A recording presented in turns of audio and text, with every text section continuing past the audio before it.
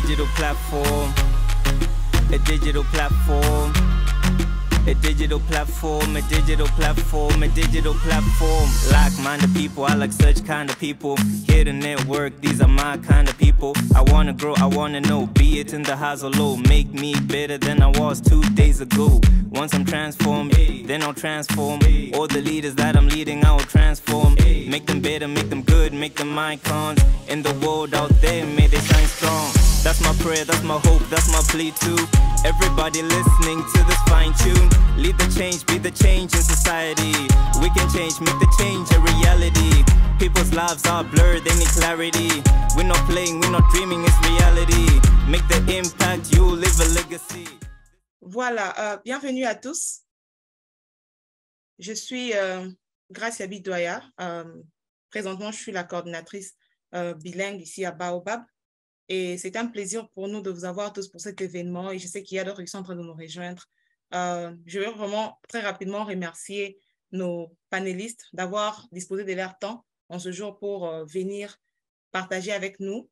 Et je m'en vais également remercier Mastercard Foundation et Baobab Platform pour cette opportunité, pour que nous puissions nous réunir et discuter sur des sujets aussi pertinents.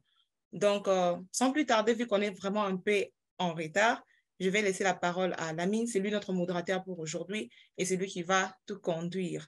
Donc, juste quelques petites règles à souligner. Vu que nous sommes en train d'enregistrer cet événement, veillez à ce que votre micro soit en sourdine, vos vidéos également, à moins que vous soyez confortable et que nous puissions enregistrer votre image, vu que cet événement sera placé sur YouTube et tout. Mais pour nos panélistes, ils sont là, ils ont accepté de le faire pour nous. Donc, merci encore. Et nous laisserons des messages dans le chat. Et si vous avez des questions, sentez-vous libre de le mettre dans le chat ou bien de lever la main. Mais nous aurons une session questions-réponses à la fin. Donc, sans plus tarder, Lamine, à vous. Et j'espère qu'on va passer de très bons moments et on va apprendre beaucoup. OK. Lamine, vous pouvez commencer. Merci. Bonjour à tout le monde. Merci beaucoup, Gracia, n'est-ce pas? Donc, vraiment de nous avoir appuyés pour cet événement. Merci beaucoup aussi aux panélistes et à l'ensemble, donc, n'est-ce pas, des participants qui sont actuellement, qui nous suivent, n'est-ce pas, pour ce thème qui est hyper important. Aujourd'hui, je pense que c'est une thématique qui nous interpelle, donc le civic leadership et le développement local. Donc, c'est une thématique qui nous interpelle non seulement pour les défis que la jeunesse doit porter en bandoulière, non seulement pour les enjeux économiques, sociaux, environnementaux, n'est-ce pas, que les jeunes leaders africains doivent porter, n'est-ce pas, pour une Afrique meilleure. Et aujourd'hui, nous avons la chance d'avoir deux panélistes, Ousmane Diallo, n'est-ce pas, qui est coordinateur du projet Sokodevi, qui travaille donc au niveau d'une compagnie d'assurance agricole et qui est en train d'abattre un travail exceptionnel donc au niveau du monde rural par l'accompagnement des organisations paysannes, n'est-ce pas, sur l'assurance agricole, sur les financements, n'est-ce pas, pour les organisations de femmes, mais également pour l'accompagnement des producteurs en termes, n'est-ce pas, de subventions et en termes d'accompagnement d'assurance perte récolte. Je pense qu'il est dans ça. Et c'est lui qui pilote également le projet Sokodevi, qui est un projet, n'est-ce pas, international, n'est-ce pas, sur la promotion du leadership jeune, mais surtout le leadership des femmes, particulièrement dans le monde rural. Nous avons aujourd'hui également M. Aboubakar Sadikba, qui a été volontaire de Corps Africa, qui s'est engagé donc, pour sa communauté pendant une année. Donc, il va nous partager cette expérience qu'il a eu à vivre, n'est-ce pas, au fond du Sénégal. Il est actuellement contre-recherché de Baobab, n'est-ce pas, de la plateforme de la fondation Mastercard. Et je pense qu'il aura vraiment à nous partager son expérience en tant que jeune leader, mais également comment il a fait pour réussir, n'est-ce pas, tout ce pari, tout ce long trajet en tant que jeune leader, n'est-ce pas, sur le sens de son leadership et, n'est-ce pas, comment il a fait pour impliquer, n'est-ce pas, le développement local sur ces projets donc, de développement communautaire.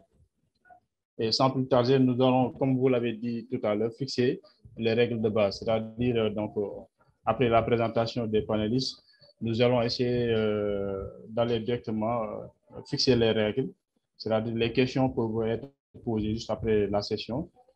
Et nous demandons également aux participants de fermer les micros pour qu'on puisse avoir une session vraiment réussie. Diallo et Aboubakar, enchanté. Oui, bonjour et merci Lamine pour cette invitation et merci aussi à Gracia également pour cette opportunité qui nous a été offerte. C'est vrai que même si on nous décrit comme des jeunes ayant un parcours exceptionnel au niveau de l'Afrique de l'Ouest ou bien au niveau du Sénégal, mais quand même, c'est pas facile à chaque fois qu'on t'offre un auditoire où quand même que tu pourras partager ton expérience professionnelle. C'est un honneur pour nous d'être là et on est très satisfait de partager notre expérience via cette plateforme Baobab. Merci. Oui, bonjour tout le monde. J'espère que vous m'entendez très bien, M. Fatih. Oui, c'est bon. Ok, donc d'abord, je m'excuse donc du retard. J'étais un peu bloqué par les embouteillages afin de trouver donc un endroit beaucoup plus stable concernant les réseaux. Donc, je m'en excuse énormément. Donc, moi, c'est Aboubakar Sadir Ba. Je suis country researcher donc, de la plateforme Baobab par le biais de Mastercard Foundation, donc ici au Sénégal.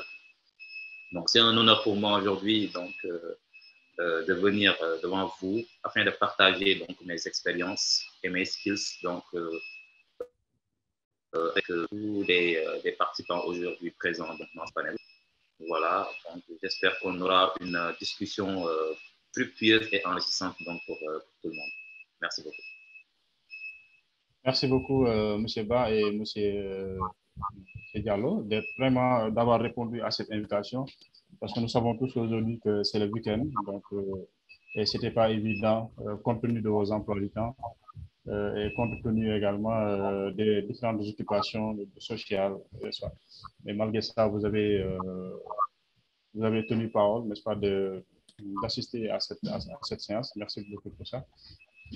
Donc, nous allons démarrer avec M. Sabina.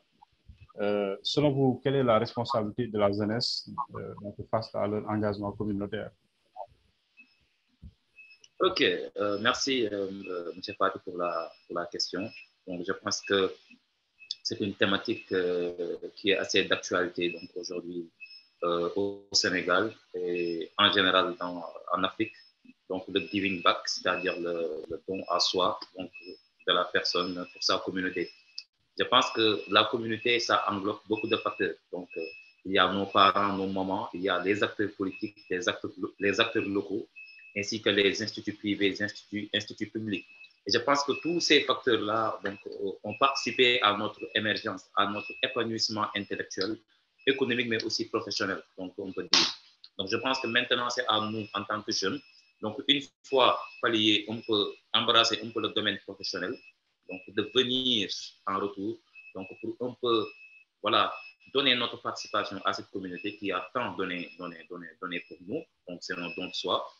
Donc je pense que pour toute jeune, pour toute la jeunesse, donc c'est une responsabilité, c'est un devoir même, c'est un devoir donc de donner le peu donc, que tu as acquis grâce à ta communauté qui, par le biais des impôts, des taxes, ont peut-être participé donc, à la subvention dans ton établissement où tu as eu donc, un peu d'expérience académique, donc l'école, que ce soit collège, lycée, université. Donc, il y a une partie donc, des taxes et impôts donc, de l'État, de nos parents, voilà, qui ont pu participer à notre émergence. Donc, je pense que maintenant, pour la jeunesse, c'est à leur tour maintenant de donner ce peu, sacrifier un peu de leur temps, sacrifier un peu de leur énergie afin de pouvoir satisfaire une partie de la communauté. Donc, pour ne pas aller en longueur, je donne un peu un exemple donc, de mon cas.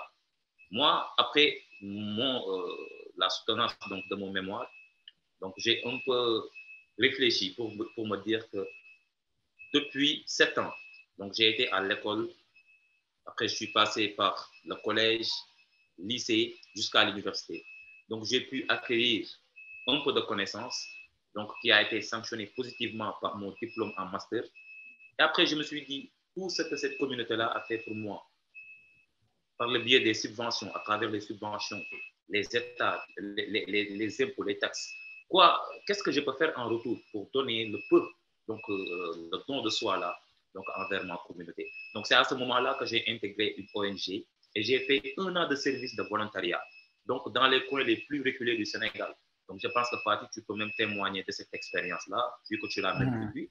Donc on a quitté notre zone de confort, qui est Dakar, et on est allé au village, partageant les mêmes domiciles, les mêmes repas, les mêmes activités, les mêmes travaux avec les communautés, jusqu'à s'immiscer même avec la communauté.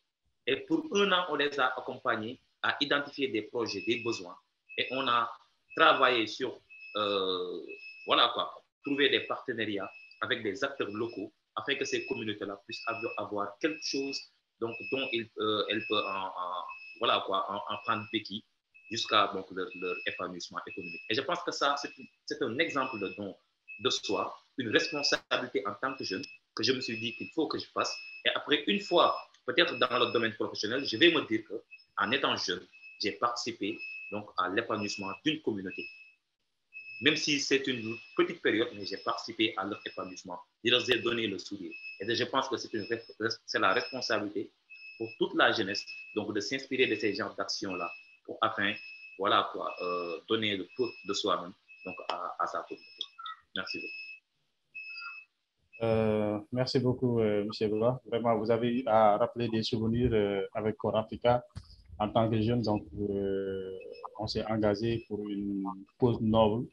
On s'est engagé auprès des communautés, n'est-ce pas, pour rendre la monnaie. Parce que, comme vous l'avez eu à rappeler, c'était on giving back, c'est-à-dire c'est la société qui a participé donc, à notre formation.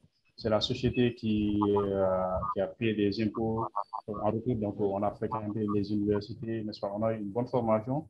Maintenant, à un certain moment, donc, on se posait la question, qu'est-ce qu'on peut faire pour rendre ce service à cette communauté? Et heureusement que donc, on n'a pas vraiment regretté cet engagement communautaire donc, au sein n'est-ce pas, je le dis même dans mes blogs sur la plateforme Baobab. Qu'est-ce qu'on doit faire, n'est-ce pas, pour la communauté? Et donc, c'est 1 an de service donc, dans le monde rural nous a permis de savoir au maximum, n'est-ce pas, les réalités socio-démographiques, culturelles, économiques donc, du pays, mais également ça nous a permis sur le plan professionnel d'avoir des expériences. Maintenant, monsieur Ba, moi, ce que j'aimerais savoir encore plus, c'est comment l'État doit impliquer le service civique national, n'est-ce pas, pour un développement inclusif, donc à partir de l'engagement communautaire. Par exemple, si nous prenons l'exemple du Sénégal, il y a un service civique national, une institution qui a été mise en place par l'État du Sénégal pour accompagner, n'est-ce pas, les jeunes sur le développement local, n'est-ce pas, sur la promotion du volontariat en tant que moyen d'inclusion, n'est-ce pas, en tant que moyen, n'est-ce pas, de participation pour les jeunes, n'est-ce pas, au processus de développement local. Comment vous pensez que l'État doit impliquer le service civique national pour le développement inclusif, pour un développement inclusif? Ok, donc je disais que l'État, déjà, nous savons que l'État, c'est nous, c'est le peuple, en fait, c'est le peuple, parce que sans le peuple, l'État ne peut pas, voilà quoi, faire des activités, des actions donc à l'endroit des communautés. Donc, je pense que l'inscription donc voilà quoi, de ces genres d'instances civiques là, donc au niveau donc, de l'État à travers des programmes, c'est un devoir également, c'est une responsabilité de l'État. Et pour donner un exemple, le service civique, je pense qu'on a eu à travailler avec durant la COVID-19. Donc, on les a accompagnés avec Core Africa concernant la fabrication de l'eau de javel, de savon, donc afin de pouvoir les distribuer donc, à des communautés les plus vulnérables pour un peu se protéger donc, de cette pandémie. Donc, je pense que ce sont ces genres d'actions-là qui doivent être multipliées, au fait. C'est-à-dire, ça, c'est bien. Mais au niveau de chaque secteur, parce que là-bas, c'était le secteur de la santé. Mais pourquoi pas le service civique? Créer peut-être un service civique dont son programme va se baser au niveau de l'agriculture, de l'élevage, tu vois, au niveau de l'éducation, pour un peu, voilà quoi, faire une multiplication donc, des secteurs d'intervention du service civique national qui va être instauré par les États dans tous les pays. Je pense que ça, déjà, ça donnerait un peu de motivation, de volonté donc, à la jeunesse qui veut s'immiscer donc, dans les activités de leur communauté, à donner le don de soi qu'on parle pour permettre aux jeunes d'avoir l'opportunité de participer à des actions civiques, citoyennes et solidaires. Et je pense que ça, c'est bien faisable, mais à travers un programme bien ficelé donc, par l'État, tout en prenant en compte l'inscription des services civiques dans, voilà, quoi, dans tous les secteurs donc, qui touchent le développement d'une communauté. Je pense qu'avec ça, nous qui sommes des citadins de Dakar, nous n'aurons plus besoin d'avoir des jeunes qui vont aller jusqu'à Tambacounda, jusqu'à Kédougou, pour enfin impacter au niveau de ces communautés. Mais il y aura un programme qui va permettre aux jeunes de ces communautés-là de s'inscrire afin de participer à leur développement local. Je pense que ça, c'est bien possible avec cette méthodologie qui va être un peu inspirée par l'appui, l'accompagnement de l'État, mais aussi des sociétés privées. Je pense que c'est bien possible. Et par rapport à l'ancrage, comment quelle solution proposerez-vous?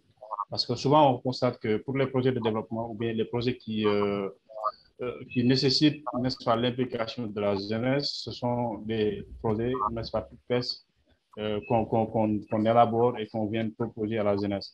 Et je pense qu'aujourd'hui, on devrait réorienter, n'est-ce pas, le débat, ou bien on devrait réorienter les projets, n'est-ce pas, pour qu'ils puissent, n'est-ce pas, impliquer d'abord la jeunesse au processus, n'est-ce pas, dès l'élaboration jusqu'à, n'est-ce pas, la conclusion des projets. Parce qu'aujourd'hui, si on se rend compte du service civique, n'est-ce pas, ce sont, n'est-ce pas, l'État, ce sont des agents de l'État qui viennent, n'est-ce pas, qui font le dictat. Mais je pense que ce serait beaucoup plus pertinent qu'on s'immisce, ou bien qu'on accompagne ces jeunes en leur donnant, n'est-ce pas, la prérogative de s'immiscer, ou bien de comprendre les enjeux et de donner le solution. Qu'est-ce que vous proposez? Qu'est-ce que vous pensez par rapport à ça? Oui, je suis tout à fait d'accord avec vous, M. Fati, parce que pour qu'une action soit durable, soit pérenne, je pense qu'il faut une implication collective, au fait. Voilà, parce que si nous prenons l'exemple, par exemple, je prends un exemple un peu terre à terre, si nous prenons, par exemple, un arbre qu'on veut planter, un arbre fruitier qu'on veut planter, un manguier, bananier, je ne sais pas, et peut-être, si on vient seulement le mettre en face, par exemple, de ma maison pour me dire qu'il faut l'entretenir. Moi, je vais me dire que cet arbre fruitier-là, on ne m'a pas impliqué, on est juste venu l'implanter chez moi. Donc, que je l'arrose ou je ne l'arrose pas, ça ne me fait ni chaud ni froid parce que je n'étais pas impliqué. Je peux vous dire ça. Mais par exemple, si nous prenons l'arbre et on dit, je vais amener l'arbre, toi, tu vas amener l'eau, l'autre va amener les grillages pour protéger, l'autre va gérer l'entretien. Je pense qu'il y a une implication de tout un système donc, qui va essayer donc, de prendre en sauvegarde donc, toute cette action-là. Et ça, je vais me dire que si je n'ose pas, peut-être mon investissement sera nul. Parce que j'ai investi, par exemple, l'apport d'eau. L'autre va dire la même chose, l'autre va dire la même chose. Donc, c'est cette même stratégie-là que nos États doivent utiliser. C'est-à-dire essayer de créer des incubateurs et récupérer les jeunes qui se sont inscrits pour impacter dans leur communauté. Leur donner les outils, c'est-à-dire ne pas venir imposer, mais leur donner les outils nécessaires. Leur apprendre du suivi à l'élaboration du projet.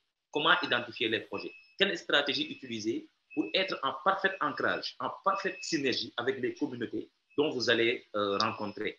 Leur montrer cette stratégie-là, ces méthodologies-là. Une fois dans votre communauté, c'est comme ça que vous devez faire pour s'adapter. Une fois dans vos communautés, vous devez convoquer des réunions communautaires afin d'écouter toutes les franges de la communauté et de recueillir tous leurs besoins, identifier tous leurs besoins. Je pense qu'avec ça, le jeune va se sentir impliqué dans l'action. C'est-à-dire l'État va être derrière pour juste accompagner. Et s'il y a quelque chose qu'on doit rectifier, là-bas, il peut y avoir une intervention donc, des autorités étatiques. Mais c'est-à-dire laisser aux jeunes la chance, voilà quoi, d'extérioriser ces idées, au fait. Les impliquer pour leur dire que ça, maintenant, c'est à toi de dérouler. On t'a donné tous les outils nécessaires, tout le protocole théorique et méthodologique afin de réussir l'implantation donc de ce projet-là, du suivi jusqu'à l'élaboration, la facilitation, jusqu'à la finalisation. Et peut-être avec ça, le jeune va donner un peu beaucoup plus d'énergie, de motivation et de volonté donc dans le projet dont il a été donc, intégré. Je pense qu'avec ça, c'est une très bonne stratégie que nos États peuvent essayer, peuvent appliquer afin d'avoir un résultat durable et voilà, un épanouissement économique donc, plus rentable et plus favorable. Merci beaucoup d'avoir donné toutes ces informations. Je pense que c'est hyper important. Et comme disait l'ancien président de la République du Sénégal, la disponibilité de la jeunesse a plus de valeur que les milliards de l'étranger. Et je pense qu'aujourd'hui, les projets l'ont compris, les organisations internationales l'ont compris, raison pour laquelle de plus en plus, on entend ces concepts community impact, community developer, parce qu'on s'est rendu compte qu'on ne peut pas développer un pays sans sa jeunesse. On ne peut pas développer un pays sans pour autant que la jeunesse s'investit donc, par rapport à son temps, par rapport à son énergie, n'est-ce pas, pour le développement communautaire inclusif. Parce que, donc, juste une anecdote, on s'est rendu compte que lors de notre service communautaire, que voilà, ce sont les Européens qui viennent, qui quittent leur pays pour venir en Afrique, n'est-ce pas, passer un séjour avec ces communautés, impacter les communautés. Pourquoi pas, donc, par nous, les jeunesses africaines, donc, qui ont une famille, vous l'avez rappelé, donc, qui ont des parents, n'est-ce pas, qui vivent dans le monde rural. Mais on va aujourd'hui parler de développement local sans pour autant donner de l'importance donc au leadership féminin, parce que comme tu l'as eu à le faire lors du service de ton service communautaire, les femmes ont une importance, un capital, n'est-ce pas, à ajouter sur le développement local par leur implication, par leur dynamisme, n'est-ce pas, par leur engagement. Et qu'est-ce que vous pensez donc du leadership féminin sur le développement local? Ou bien quelle est l'importance du leadership féminin sur le développement local? Oui, je disais que, désolé, je ne vais pas activer mon micro, je vais déjà commencer à parler. Donc, je disais que dans le monde actuel où nous sommes, donc, on ne peut pas intervenir donc, dans des projets sans pour autant qu'il y ait implication donc, des femmes. Donc, elles jouent un rôle très important actuellement dans beaucoup de secteurs, donc, afin de s'inscrire ces secteurs-là donc, dans la feuille de route donc, du développement. Donc, je pense que c'est une frange qui est actuellement incontournable donc, dans le domaine donc, du développement. Donc, je me dis que, surtout actuellement avec la notion genre, donc, qui implique maintenant un peu les structures, les rapports sociaux de sexe, l'implication des femmes, l'égalité, je pense que ça aussi, donc c'est un concept qu'on peut prendre en compte donc, afin de s'inscrire ces femmes-là dans les secteurs donc, de développement. Donc le leadership féminin, aujourd'hui, on peut donner un exemple que, si nous prenons l'exemple du Sénégal, on voit qu'il y a des femmes qui sont dans les secteurs les plus complexes, les plus difficiles, et qui arrivent donc à décanter la situation, à effectuer un travail exceptionnel, donc à inscrire des résultats exceptionnels au niveau donc, du plan national. Donc je pense que ces femmes-là, aujourd'hui, elles doivent être encouragées. Comment? C'est-à-dire instaurer des programmes donc, visant à encourager un peu l'inscription de la gente féminine, l'inscription des femmes. Ne pas se focaliser à octroyer des postes hautement placés exclusivement aux hommes, mais essayer de permettre aux femmes de leur donner le courage, la volonté, donc l'engagement donc de s'inscrire à des secteurs de développement qui sont un peu essentiels pour le développement économique donc, des pays. Donc, je pense que ça, avec le leadership féminin, que nous pouvons citer beaucoup d'exemples, des réussites économiques qui sont des femmes. Je pense que ça aussi, ce sont des modèles qui peuvent inspirer donc, la jeunesse féminine donc, à pouvoir s'engager dans le développement économique et dans le giving back, comme on dit. Parce qu'actuellement, dans le milieu du volontariat, le don de soi sans pour autant attendre rien d'une autre, je pense qu'il y a la présence des femmes. Ça, il faut les souligner. Il y a la présence exceptionnelle des femmes dans ces secteurs-là. Si nous prenons l'exemple des ONG de volontariat soutenues par Mastercard Foundation, je peux prendre toujours l'exemple de Corafrica. Donc, il y a l'obligation de prendre 60% des femmes et 40% des hommes donc durant les recrutements. Donc, je pense que ça, ce sont des types d'actions qui peuvent donner la chance aux jeunes, aux femmes, donc de s'inscrire dans des programmes de développement, dans des programmes de participation, donc de tous les secteurs donc, dans le plan national et même international. Donc, ça sont des exemples que nous faisons face. Merci beaucoup, n'est-ce pas, d'avoir donné, n'est-ce pas, pour la pertinence de vos propos. Et je pense qu'aujourd'hui, comme vous l'avez eu à le dire, donc, la prise en charge de la dimension genre est hyper importante dans les projets de développement local.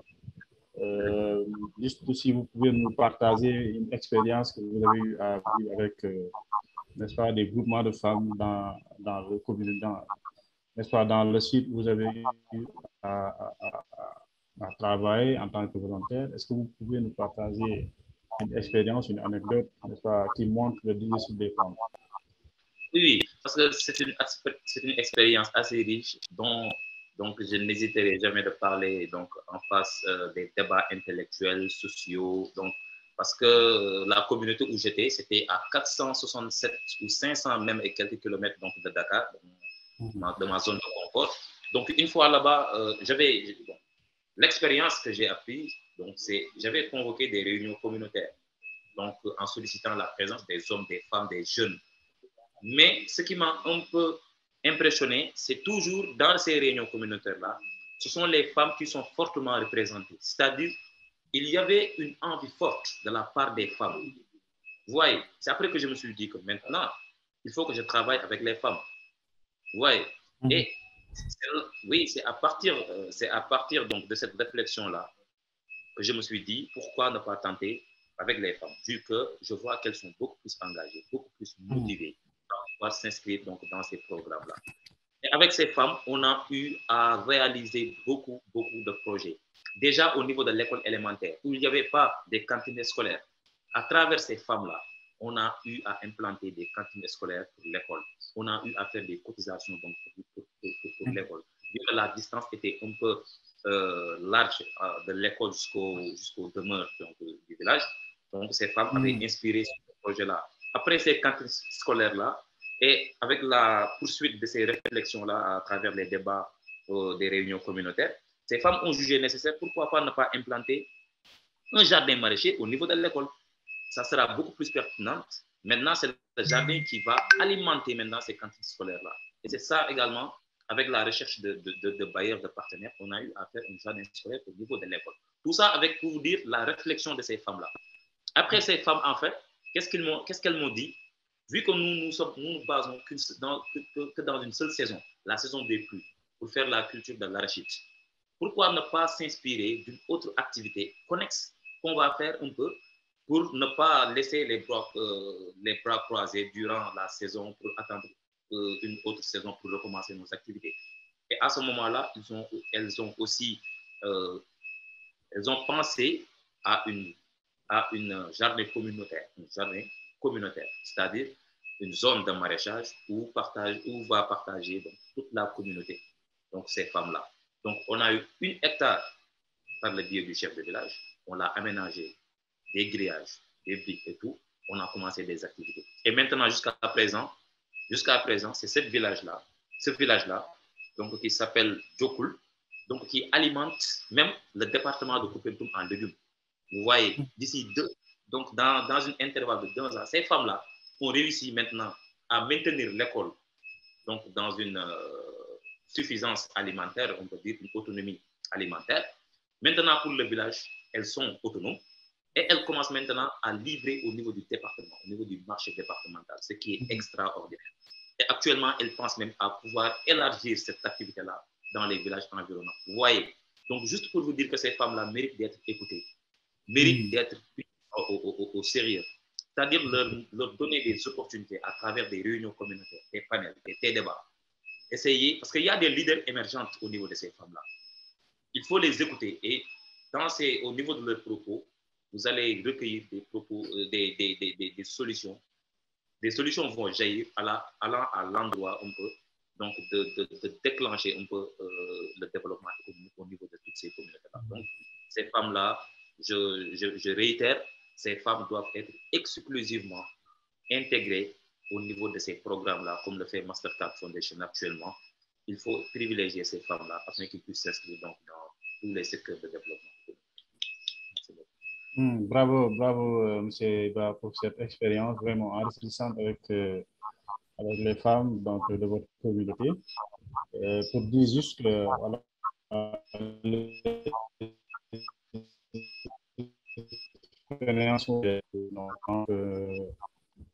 que cette fibre sociale est avec donc, tout le monde, soit qui ont eu à travailler en tant que soit volontaire ou dans les projets de développement donc, soit local.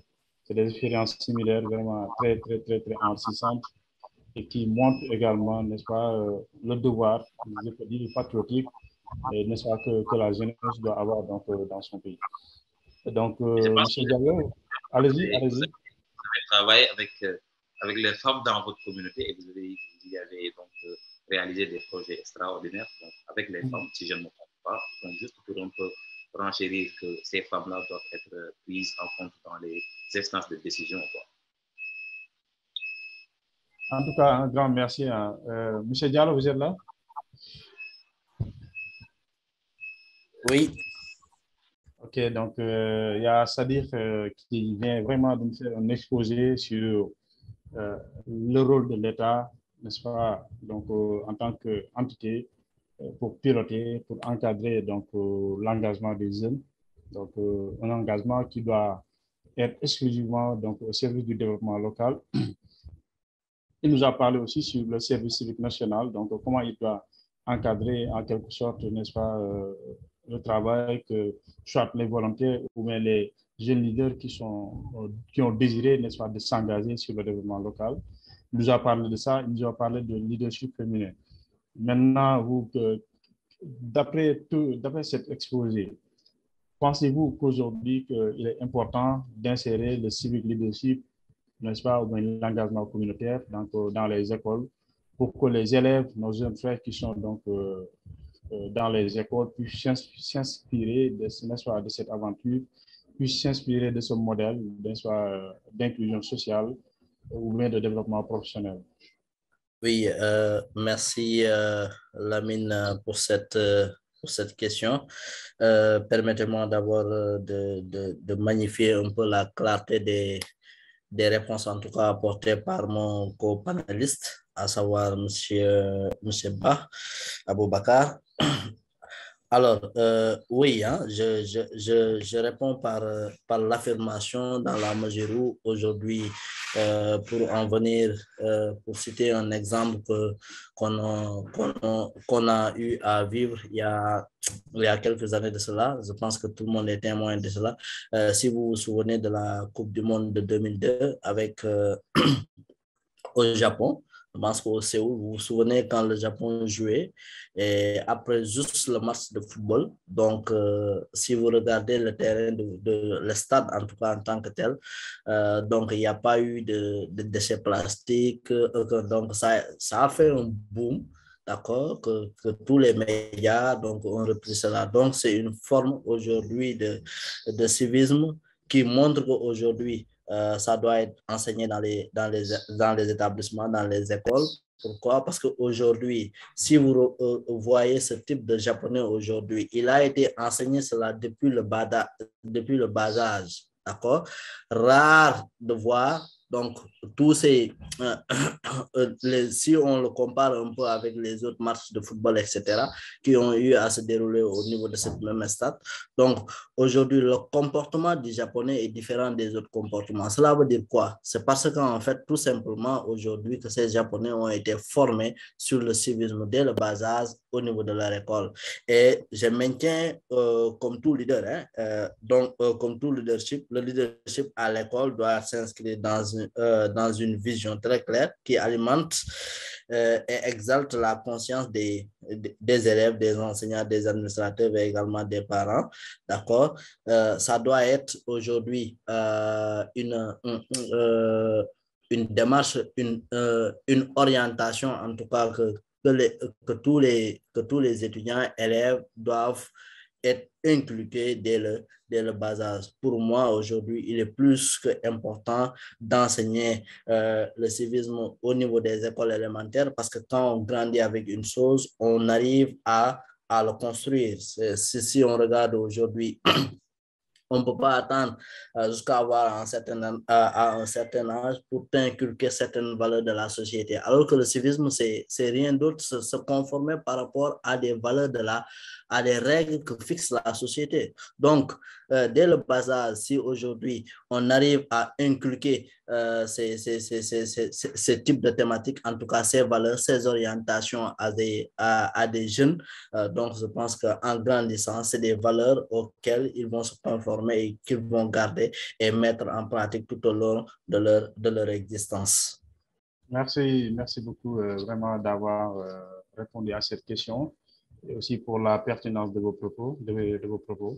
Et vous avez eu vraiment à donner un exemple, c'est-à-dire la discipline japonaise qui est aujourd'hui enseignée partout dans le monde, non seulement par la discipline, mais également par le patriotisme, que ce soit culturel, que ce soit, n'est-ce pas, économique. Donc, ce sont des valeurs aujourd'hui qu'on enseigne.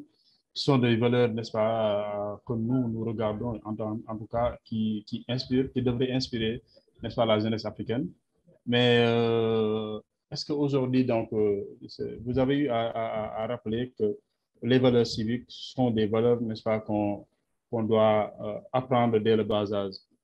Bon, et on a eu pas mal, n'est-ce pas, à s'inspirer ou bien à s'inscrire n'est-ce pas, dans des organisations, que ce soit dans les essais au niveau de notre quartier, que ce soit dans des mouvements associatifs à l'université. Maintenant, vous, est-ce que en tant que jeune leader, est-ce que vous avez eu à vivre ces expériences et qu'est-ce que ça vous a rapporté? Oui, effectivement, vous savez, hein, donc dans la vie est constituée d'un ensemble d'expériences mauvaises comme bonnes. Alors, moi, ce que j'ai eu à apprendre, ce que j'ai eu à apprendre tout au long, en tout cas, de mon cursus, de mes expériences individuelles, bien sûr. Aujourd'hui, on a tendance à remarquer aujourd'hui le mécontentement des jeunes se manifeste par de la violence, par la destruction d'instituts publics ou bien des biens publics, ou bien par la destruction aujourd'hui de biens collectifs, etc. Donc, c'est la façon que nous voyons, en tout cas, qu'aujourd'hui, nous, en tant que jeunes, que nos jeunes sont en train d'exprimer, en tout cas, leur colère au niveau de la rue, etc., etc. Alors, pour moi, aujourd'hui, en tant que jeune, et ça, c'est ma position, hein, aujourd'hui, on a une autre forme de manière d'exprimer sa colère, donc par la pensée, par la réflexion, par les idées, etc. Et c'est cette nouvelle forme aujourd'hui de jeunesse qu'on doit avoir. Si je vois aujourd'hui la plateforme de Baobab, qui est une plateforme de réflexion, hein, il n'y a que des jeunes qui gravitent tout autour. Aujourd'hui, si tous ces jeunes-là ont été formés depuis le bas âge, d'accord, des valeurs morales, des valeurs civiques, d'accord, après un certain âge, il y a un certain nombre de comportements aujourd'hui qui ne vont pas appliquer ils vont pas appliquer pour détruire un peu, si vous voulez, les biens publics. Et pour moi, l'expérience aujourd'hui que j'ai vécue, aujourd'hui, moi, j'ai été à l'université comme tout le monde. Je pense que j'ai été témoin de destruction des jeunes, mais j'y ai jamais participé. Pour moi, parce qu'en fait, aujourd'hui, ce que nous sommes en train de détruire, c'est pour nous. Donc, l'État, c'est vous, c'est nous, c'est tout le monde, quoi.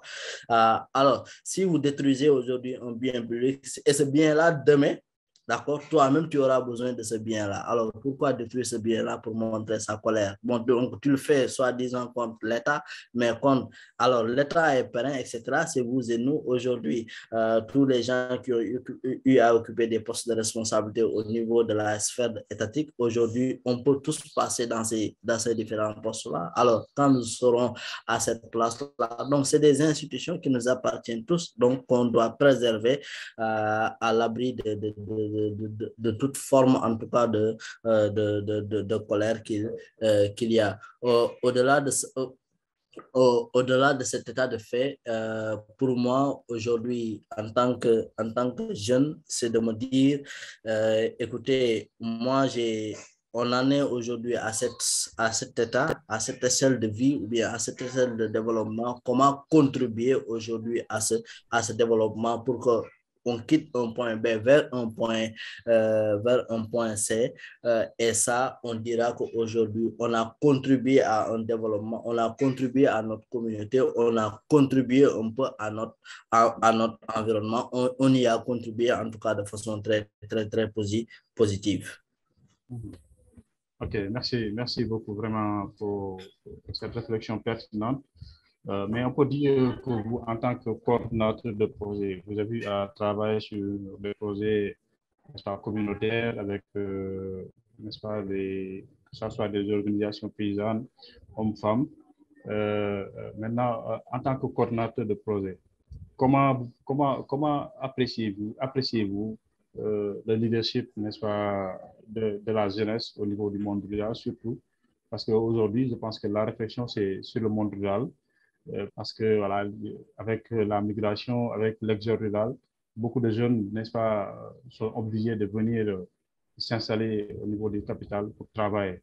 Mais pour les jeunes que vous trouvez, n'est-ce pas, dans ces zones, comment vous les motivez, comment vous les inspirez à développer le leadership pour le développement de leur localité?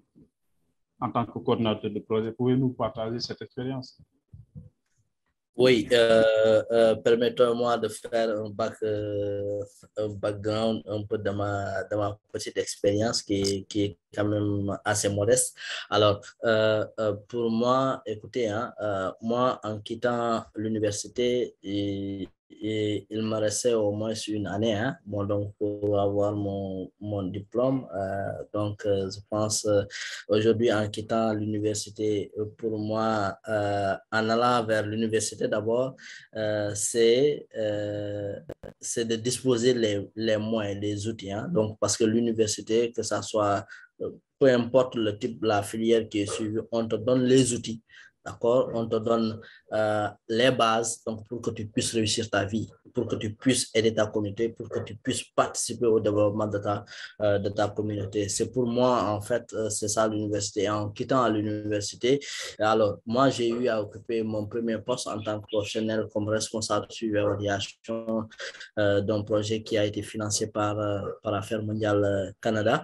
Alors, à l'époque, pour moi, étant un jeune agronome en suivi et évaluation, j'avais pas d'expérience, etc. J'ai postulé, on m'a appelé en entretien. Écoutez, moi, j'ai appris le suivi et évaluation rien qu'en une semaine, rien qu'en une semaine, qui m'a permis quand même de passer la main haute, d'accord, à ces entretiens, qui m'a permis d'occuper ce poste au moins pendant 2 ans. Et au fil de ces 2 ans, ce que j'ai eu à apprendre, c'est le monde paysan est très passionnant. Pourquoi je le dis? Parce qu'en fait, aujourd'hui, si on a l'habitude de penser qu'aujourd'hui, en tant que des universitaires, que le monde rural n'est pas instruit, que le monde rural, ce n'est pas des intellectuels. Bon, c'est une construction, c'est des idées qu'on construit déjà quand on est des universitaires. Alors, si on descend sur le terrain, on voit que la réalité est autre.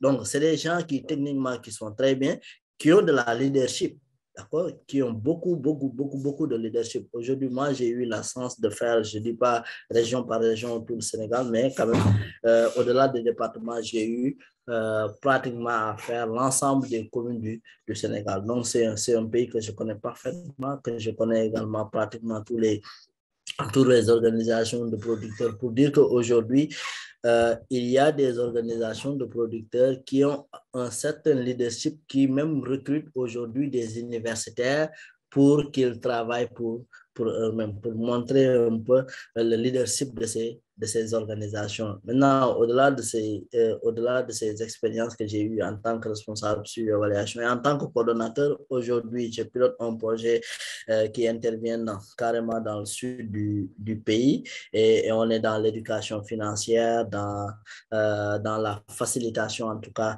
de l'obtention du crédit, dans le leadership féminin, en tout cas dans les financements, etc. Et ce que je retiens de cette petite expérience, c'est que aujourd'hui, les communautés rurales, en tout cas, ils ont la volonté de faire et ils veulent faire quelque chose de bien.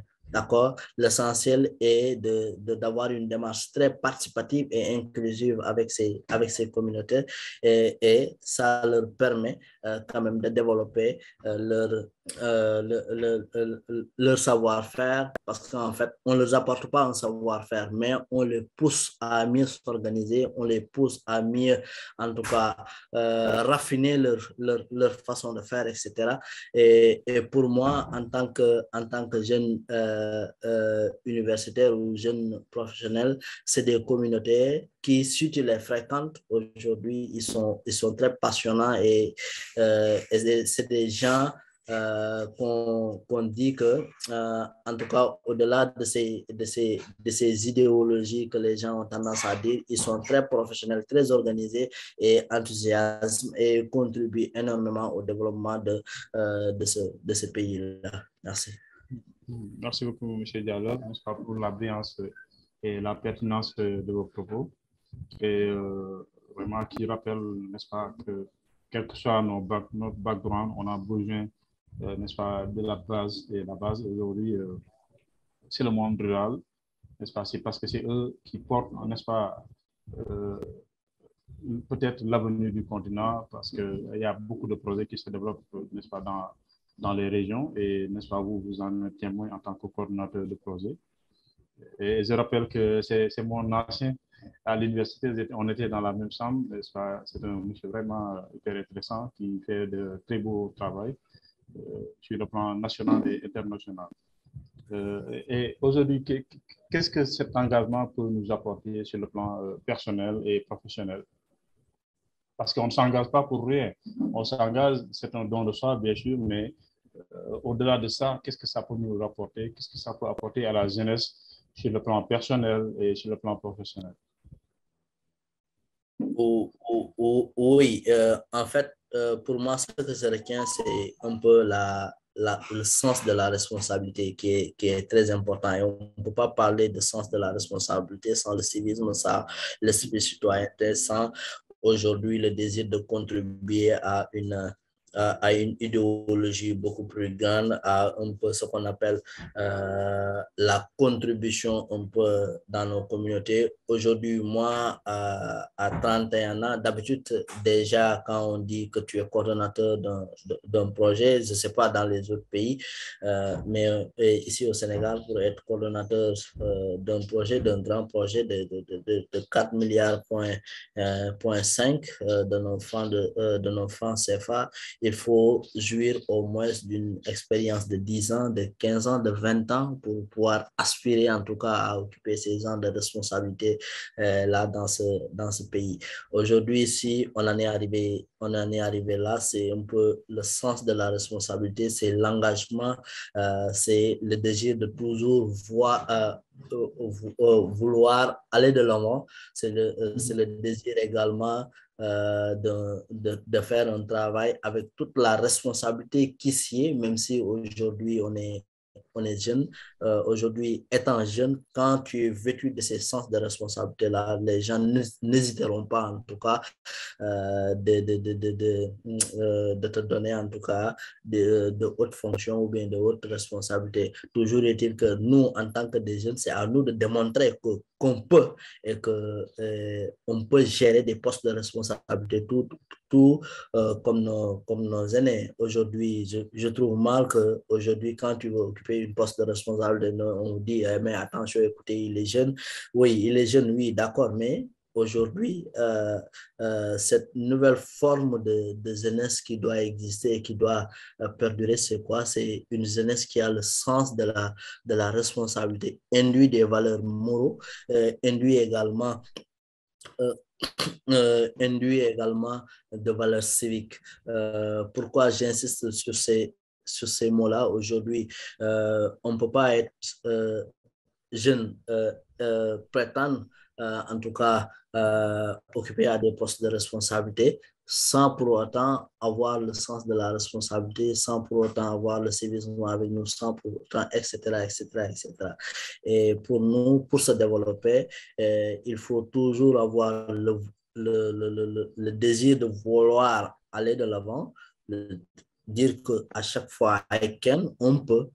J'aime bien ce discours de Barack Obama qui disait oui, I can. Donc, je peux, il faut toujours dire que je peux. Moi, je dis jamais que je ne peux pas.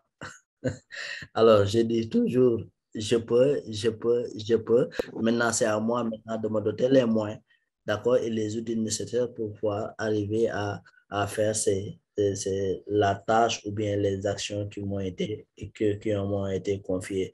Et pour moi, aujourd'hui, au-delà de moi, il y a énormément de jeunes aujourd'hui conscients de leur avenir, conscients un peu du développement de la société, conscients du développement communautaire et qui s'engagent auprès de ces communautés-là pour au moins, d'une façon ou d'une autre, contribuer au développement de ces communautés. Et moi, je suis très ravi aujourd'hui, si j'ai pu accumuler toutes ces expériences, c'est parce qu'en fait, j'ai fait énormément de terrain, j'ai vécu avec ces communautés rurales-là qui m'ont permis aujourd'hui d'être là où je suis. C'est un monde très, très passionnant où tu ne peux pas évoluer sans avoir le sens de l'écoute, ça c'est important, d'accord? La façon de faire, parce que c'est des environnements différents, c'est un monde différent de ce que nous connaissons, comme le disait tout à l'heure le co-panéliste. Aujourd'hui, on quitte nos zones de confort pour aller vers ces communautés rurales, c'est des réalités socio-culturelles qui sont différentes. Donc, vraiment, c'est un type, ou bien c'est une forme d'adaptation par rapport à ces communautés-là. Merci. Parfait, parfait. Vraiment, je suis très content que vous puissiez nous partager n'est-ce pas, cette expérience en tant que jeune leader et aussi en tant qu'acteur, n'est-ce pas, qui pilote un projet hyper important au Sénégal. Parce qu'on ne peut pas parler aujourd'hui de l'agriculture sans pour autant parler sur l'assurance agricole. Et je pense que vous êtes là en tant que témoin, vous êtes là en tant qu'acteur pour montrer à la jeunesse qu'on peut partir, n'est-ce pas, à partir d'une expérience communautaire pour capitaliser des expériences sur le plan personnel, sur le plan professionnel.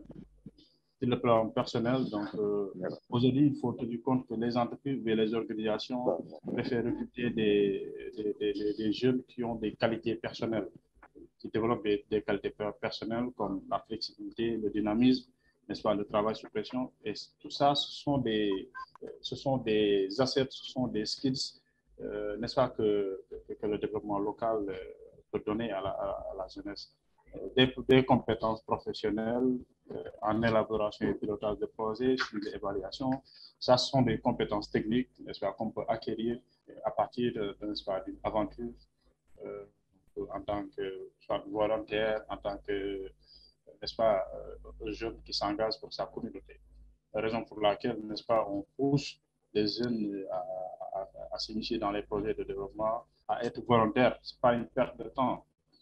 Nous, au début, quand on quittait Dakar pour aller rejoindre, n'est-ce pas, les régions, on pensait peut-être que voilà, c'est une perte de temps. Mais après le service, on peut se rendre compte que ce n'est pas une perte de temps. Mais aujourd'hui, en tant que coordonnateur, vous avez eu à travailler avec des projets comme Screnas, Socodivi et tant d'autres. Comment voyez-vous l'implication, n'est-ce pas, des organisations internationales, des nationales, n'est-ce pas, sur la promotion des valeurs civil leadership, n'est-ce pas, pour atteindre le développement local? Oui, merci pour cette question qui a une importance capitale. Alors, écoutez, aujourd'hui, je dis, j'ai eu à travailler avec pas mal d'organisations nationales et internationales, pour qu'en citer que par exemple l'ONU, la Banque mondiale, que ce soit la coopération canadienne ou bien le programme alimentaire mondial.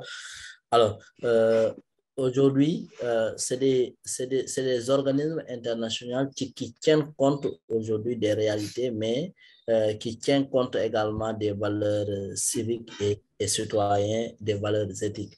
Aujourd'hui, pour un programme quelconque ou bien pour un projet, aujourd'hui, le bailleur, il ne te donnera jamais son argent sans pour autant que tu signes, d'accord, ce qu'on appelle une politique une politique éthique. C'est-à-dire qu'il y a un certain nombre de règles et d'éthique qui est fixé en amont, auquel, d'accord, que ce soit les travailleurs au sein des équipes, c'est-à-dire de l'UGP, de l'équipe qui est chargée en tout cas d'exécuter le projet, de mettre en œuvre le projet au sein de ces communautés sans pour autant que vous le signez, mais également au-delà de cette équipe qui gère le projet, il y a également des conventions sur l'éthique, sur un certain nombre de bases éthiques et civiques qu'on inculque, qu'on demande à ces organisations de producteurs et de paysans avec qui nous allons travailler, d'accord, de signer également pour se conformer à un certain niveau de règles et auquel tout le monde doit se conformer.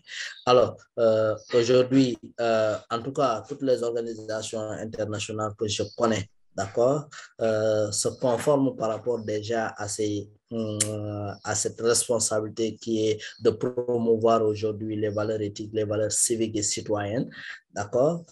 Donc, mais malheureusement, cette promotion aujourd'hui reste muette. Pourquoi je dis que cette promotion reste muette? Parce qu'en fait, on te donne des documents à signer, tu le signes. Moi, je m'engage à me conformer par rapport à X règles, etc., qui correspondent à des valeurs civiques et éthiques, etc. Mais du point de vue de la vulgarisation, de la sensibilisation, aujourd'hui, si tu le donnes à ces organisations de producteurs, à ces communautés pour qu'ils signent, bien évidemment, moyennant comment on l'appelle encore, un investissement, moyennant un financement, ils vont le signer, correct, d'accord? C'est vrai que des valeurs ont été inculquées à travers ce document-là, mais aujourd'hui, la remarque est qu'il n'y a qu'une seule personne qui lit, etc.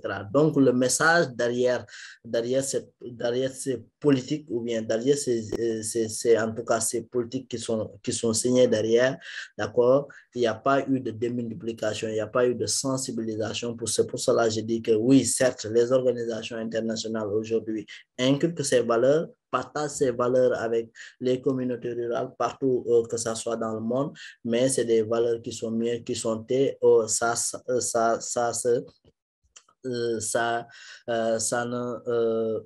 valeurs ne restent qu'à l'étape écrite où c'est consigné, où les gens signent, alors que ça doit aller au-delà de ces valeurs. Oui, aujourd'hui, il faut se conformer par rapport à un certain nombre de règles et de politiques d'éthique et civique, oui, mais il faut que ces valeurs soient une mode de vie, une mode de fonctionnement qu'il faudrait partager avec ces communautés-là dans le cadre d'une sensibilisation, dans le cadre des causeries, etc. Et malheureusement, aujourd'hui, tous les projets qu'on connaît, aujourd'hui, on partage des thématiques sur la résilience, sur le financement, sur l'éducation financière, etc., etc., sur le leadership féminin.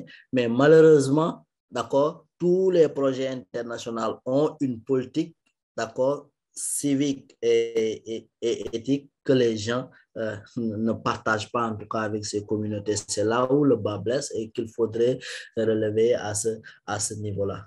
Merci beaucoup pour ça. Et comment ces organisations internationales doivent accompagner, n'est-ce pas, les programmes de leadership jeunes? Parce que voilà, je peux citer l'exemple vraiment la plus pertinente qui est Baobab. Donc, n'est-ce pas, dans sa vision de regrouper tous les alumni qui ont eu à bénéficier des formations de la Mastercard Foundation. Donc, on peut citer le YALI, Core Africa et tant d'autres programmes, n'est-ce pas, qui aujourd'hui sont accompagnés par Mastercard Foundation. Donc la question était de savoir, vous, en tant que jeune leader, en tant qu'acteur de développement, quel plaidoyer allez-vous faire, n'est-ce pas, pour que l'État ou bien les organisations internationales que vous connaissez puissent miser sur le facteur humain, puissent miser sur la jeunesse, n'est-ce pas, une façon n'est-ce pas, de les encadrer à développer des valeurs civiques pour un développement local inclusif. Oui, écoutez, hein, c'est un lobbying qu'il faudrait faire à tout, hein, à tous les niveaux et par tout le monde, parce qu'en fait, aujourd'hui, ça ne sera pas facile parce qu'en fait, pour que les projets puissent l'intégrer, je ne dis pas que ça ne sera pas aussi facile que ça. Il faut que tout simplement que des lobbying, en tout cas, puissent se faire au plus haut niveau pour que, au niveau de l'élaboration de ces projets-là, qu'on puisse accorder de l'importance à ce type de plateforme qui est comme Baobab, où c'est une plateforme de réflexion, de formation, où on t'inculque des valeurs pour que tu puisses les partager. Il faut également un suivi bien entendu au niveau de la base, parce qu'en fait, aujourd'hui, pour construire une société modèle, il faut toujours partir au niveau de la base, d'accord?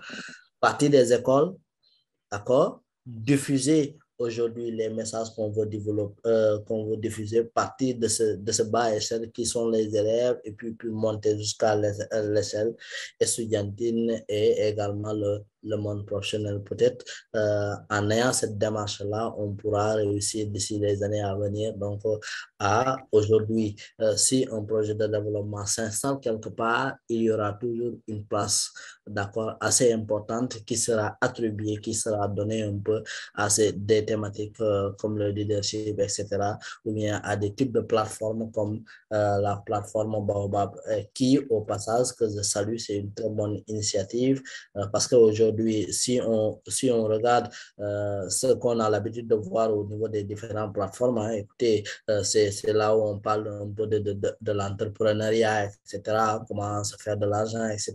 Et généralement, les gens ont tendance à échouer.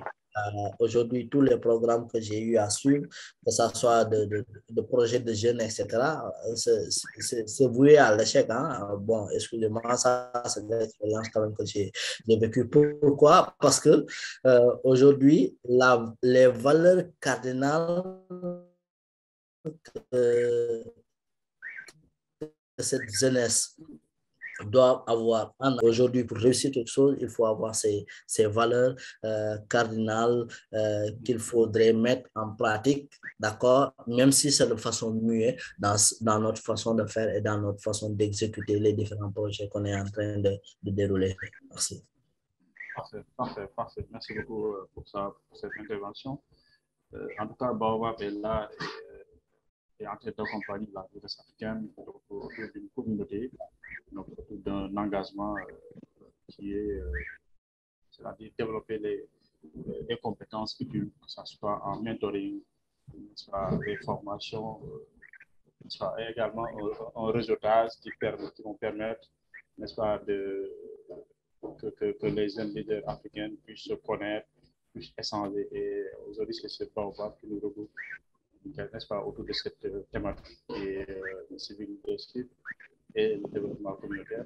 Et il y a d'autres panels qui sont là.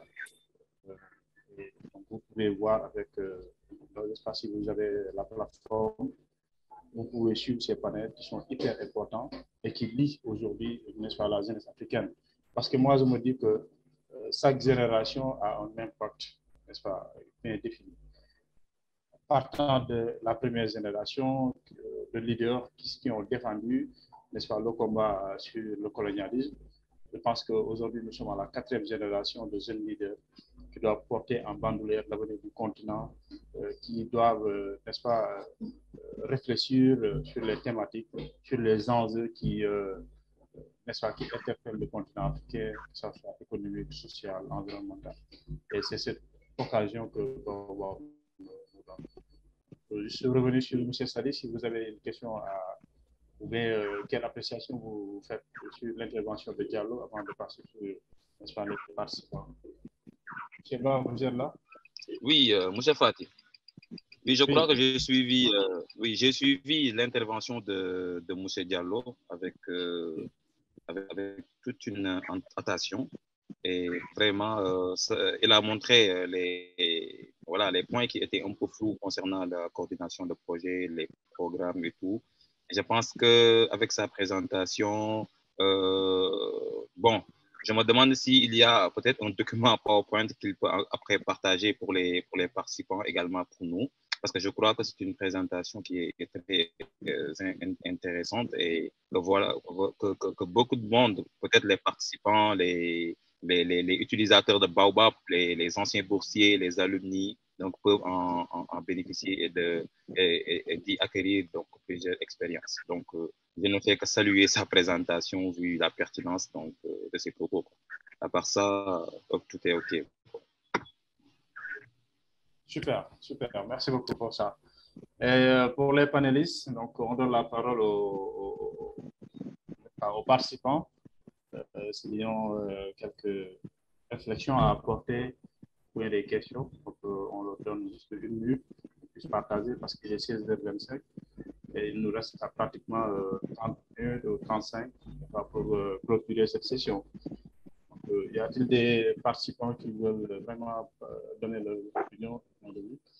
Oui, allô? Vous pouvez juste vous signaler. Oui, c'est vraiment... Oui, c'est... Voilà, effectivement. Monsieur Lamine, je remercie vraiment le débat, qui est vraiment un débat de haut niveau.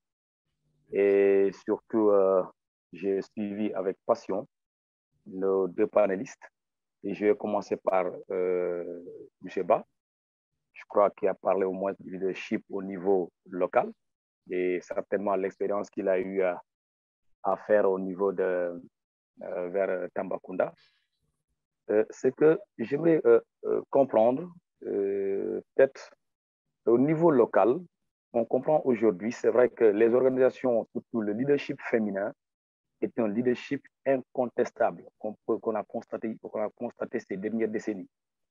Et aujourd'hui, on voit que les femmes sont en train vraiment de faire de ce développement une réalité. Et quand vous descendez, par exemple, dans les communes qui sont intérieures, c'est seulement les groupements de promotion féminine qui, aujourd'hui, font un travail extraordinaire. Je prends l'exemple de ma commune, que je salue au passage les femmes qui ont les braves femmes.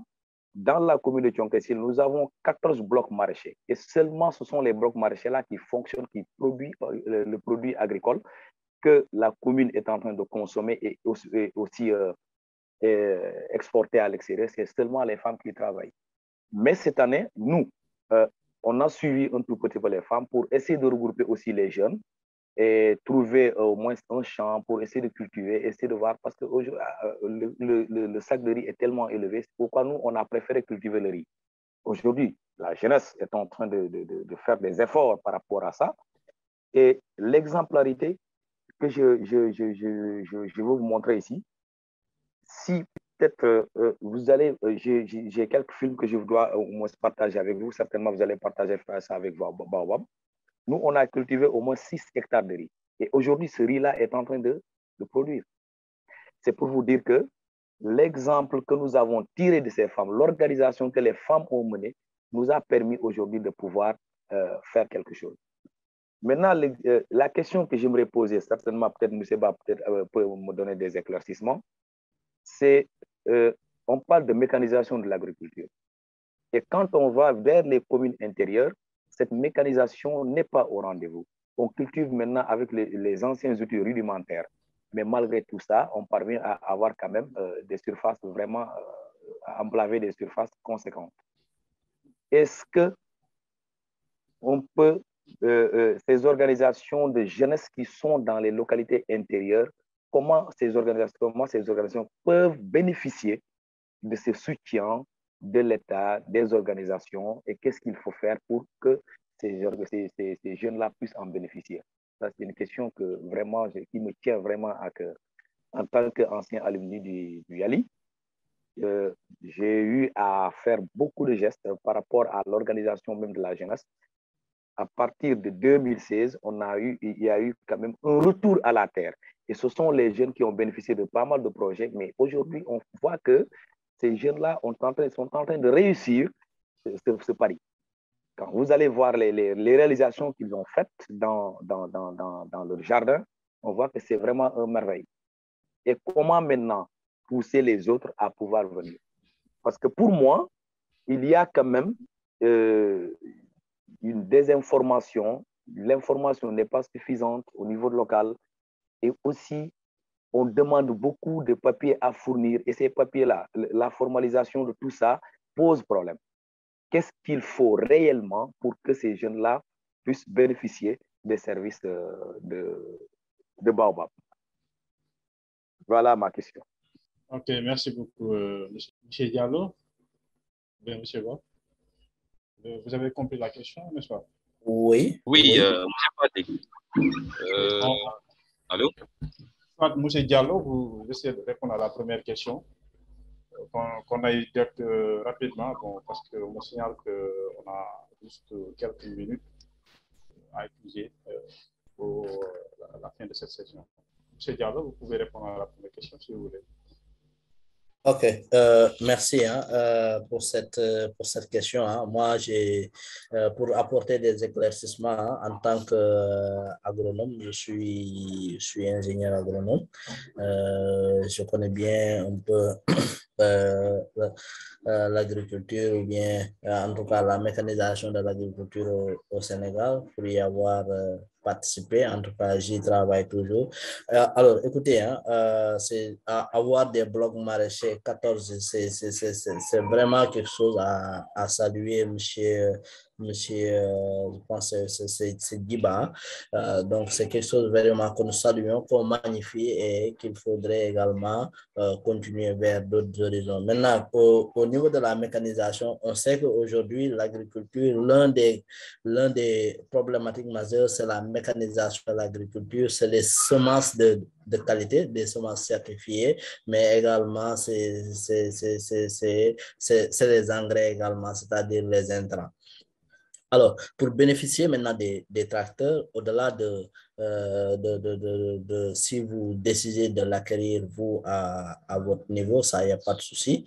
D'accord, vous pouvez vous approcher d'une banque, etc., qui pourra vous aider à acquérir un tracteur que vous pourrez payer, vous pouvez amortir et payer sur 2 ans, 3 ans ou sur maximum sur 5 ans avec des amortissements bien définis. Mais aujourd'hui, l'État du Sénégal met à la disposition des producteurs, en tout cas des groupements de producteurs, un certain nombre d'outils mécaniques à base agricole, c'est-à-dire comme les tracteurs, etc., ou bien les motoculteurs, etc. Aujourd'hui, que ce soit dans la région de Tambacounda, dans la région de Kolda, dans la région de Sédhiou et de Ziguinchor, si vous partez au niveau des DRDR, DRDR, c'est un peu l'institution qui représente l'État du Sénégal au niveau agricole dans ces régions. Vous trouverez énormément de matériel agricole qui doivent être mis à la disposition des communautés. Mais malheureusement, c'est parce qu'aujourd'hui, au niveau de ces communautés-là, on n'est pas assez organisé. Si vous voyez aujourd'hui, l'État du Sénégal est en train de rechercher ou bien de créer ce qu'on appelle des coopératives. Coopérative, c'est une forme de groupement qui a une valeur associative et une valeur GIE combinée. C'est ça qui constitue un peu la coopérative. Il y a une partie GIE associative, bon, donc pour régler toutes les questions liées à l'association, mais également, c'est une forme de groupement qui est capable d'aller chercher de l'argent et se développer. Parce qu'aujourd'hui, si on remarque, tous les pays qui ont eu à se développer, ils se sont développés par l'approche coopérative. Si vous regardez un peu l'exemple un peu du Canada, c'est la même approche. Ils se sont développés grâce à ça. Si vous regardez aussi, c'est la raison pour laquelle l'État du Sénégal a créé des plateformes conformément à l'OHADA. Donc, aujourd'hui, il demande à toutes ces organisations de producteurs d'aller s'inscrire pour au moins qu'il y ait une formalisation de leurs organisations. Aujourd'hui, sans pour autant que ces organisations soient formalisées, donc il sera très, très difficile de leur donner ce matériel agricole parce qu'en fait, derrière ce matériel agricole-là, il y a un entretien. Les années passées, l'État du Sénégal l'avait donné, mais malheureusement, il y avait des fautes d'entretien, donc tout le matériel agricole, après 1 an, 2 ans que ces tracteurs-là ne marchent plus. Donc, il faudrait organiser tout ça, restructurer tout ça. C'est la raison pour laquelle il faut, en tout cas, ces blocs maraîchers dont tu parles, il faut les amener vers une fédération beaucoup plus grande, beaucoup plus puissante. Ça leur donne beaucoup plus, en tout cas, d'importance et il faut bénéficier de ces matériels. Et je ne sais pas, je ne connais pas ta région, mais tu peux te rapprocher un peu du service d'air de ta région. Maintenant, monsieur, je vais essayer de te mettre en contact avec M. Diallo. Parce que on me signale qu'on a épuisé le temps de parole. S'il y a d'autres intervenants, ou bien Gracia, vous êtes là? Alors, monsieur Damini? Oui, vous me signalez tout à l'heure qu'on a épuisé le temps de parole. Est-ce qu'on peut prendre un autre intervenant? Parce que voilà, il me semble que la discussion est hyper importante quand on parle du développement local et n'est-ce pas, et de l'engagement communautaire. Qu'est-ce que vous proposez? On propose, on a ajouté un lien pour le chat pour la communauté francophone. Parce qu'on peut prendre toute la journée. C'est quelque chose qui est tellement important. Il y a autant de discussions. C'est pourquoi on vous invite de continuer cette conversation sur le plateforme Baobab. Il a été créé pour ça. Et le plus important, c'est que si on a traité ces conversations sur le Baobab, il y a d'autres jeunes de la francophonie qui n'ont pas pu être ici, qui vont aussi bénéficier de l'expertise de messieurs Diallo et Aboubakar. C'est ce que je pense. Merci pour les panélistes, merci pour les invités qui ont pu participer et merci aussi à la Fondation Mastercard Foundation pour nous avoir permis d'avoir cette opportunité. J'ai ajouté les liens, je vais laisser aux participants de copier-coller des liens pour qu'on puisse amener cette conversation aux plateformes. C'est aussi une opportunité d'inviter les participants d'utiliser cette plateforme qui a été créée pour eux. Et parce que tu vois, ici, il y a seulement que 10 personnes, mais la plateforme a autant de personnes. Je pense que, mais on peut avoir une conversation, d'avoir une autre série de cette conversation. Mais aussi, on doit être considérant du temps pour donner à notre audience le temps de continuer avec les activités. Parfait. Maintenant, on va clôturer cette séance ou bien? On clôture. C'est Parfait. mais je vais laisser, je vais donner le temps aux gens de pouvoir échanger leurs contacts et mettre en clôture. Ok, parfait. Je vais mettre en ligne, je vais mettre le plateforme ouverte pour que les gens puissent copier-coller le lien et aller sur notre YouTube pour la francophone pour avoir accès à ces connaissances, comme nos panélistes nous ont encouragé d'avoir des opportunités pour apprendre. Et le plateforme a aussi des cours de l'entrepreneuriat, tout son genre, et le project management, qu'on a bien une discussion là-bas.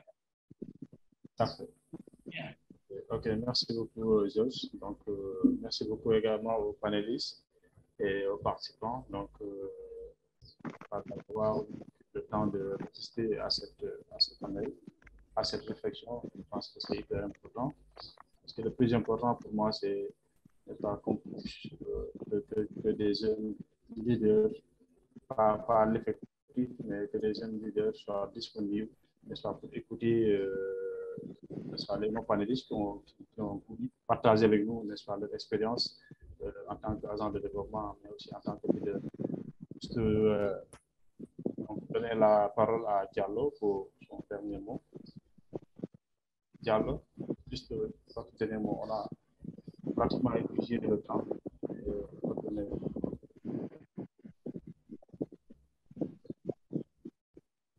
Monsieur Djiba, est-ce que vous pouvez désactiver le micro, s'il vous plaît? Oui, merci. C'est des mots de remerciement à l'endroit de toi, Lamine, et à l'endroit également de la plateforme Baobab pour cette opportunité qui nous a été offerte, en tout cas, de partager notre petite expérience, notre modèle d'expérience. C'est tout un honneur pour nous, hein, et donc n'hésitez pas aux besoins. On est disponible à accompagner la plateforme et on est également disponible, en tout cas, à vous accompagner là où il faut et quand il le faut. N'hésitez pas à nous contacter. Je vais laisser mes contacts sur le chat. Si toutefois vous avez des questions complémentaires ou bien sûr vous avez besoin également de nous dans d'autres expertises également, nous saurons répondre présent, Inch'Allah. Merci beaucoup. Merci à vous tous. Merci, Diallo. Monsieur Ba, Sadir.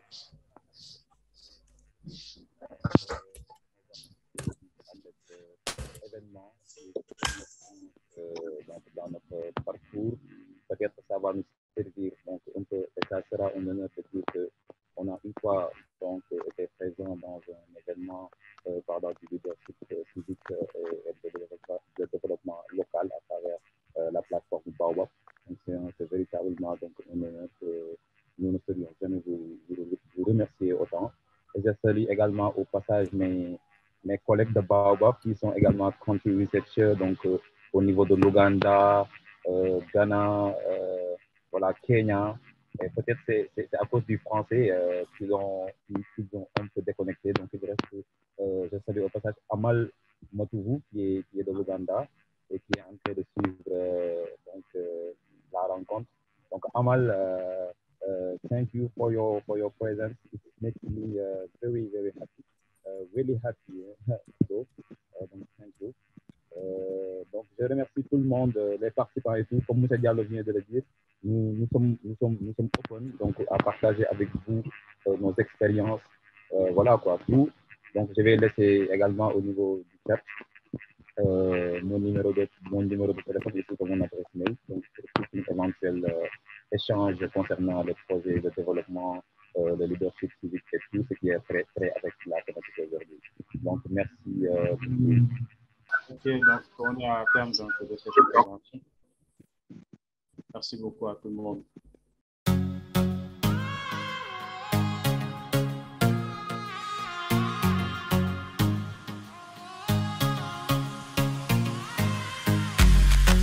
A digital platform, a digital platform, A digital platform, a digital platform, a digital platform. Like-minded people, I like such kind of people. Here to network, these are my kind of people. I wanna grow, I wanna know, be it in the highs or low. Make me better than I was 2 days ago. Once I'm transformed, then I'll transform. All the leaders that I'm leading, I will transform. Make them better, make them good, make them icons. In the world out there, may they shine strong. That's my prayer, that's my hope, that's my plea too. Everybody listening to this fine tune. Lead the change, be the change in society. We can change, make the change a reality. People's lives are blurred, they need clarity. We're not playing, we're not dreaming, it's reality. Make the impact.